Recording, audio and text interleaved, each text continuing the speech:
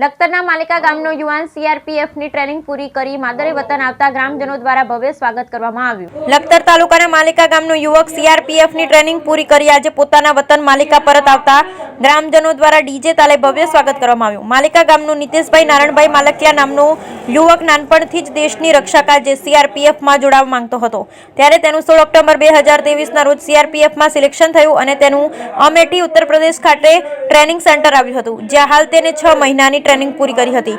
ત્યારે આજે યુવક ટ્રેનિંગ પૂરી કરી પોતાના વતન લખતર તાલુકાના માલિકા ગામે આવતા ગ્રામજનો દ્વારા ઓળખ ગામથી માલિકા ગામના શ્રી શક્તિ મંદિર સુધી ભવ્ય સ્વાગત રેલીનું આયોજન કરવામાં આવ્યું હતું, જે રેલીમાં ગામના બાળકોથી લઈ યુવાનો અને વડીલો ઉત્સાહભેર જોડાયા। ઉલ્લેખનીય છે કે માલિકા ગામમાં સીઆરપીએફમાં સિલેક્શન થનાર નિતેશ પ્રથમ યુવક હોય પરિવાર સહિત સમગ્ર માલિકા ગામનું ગૌરવ વધારેલ છે।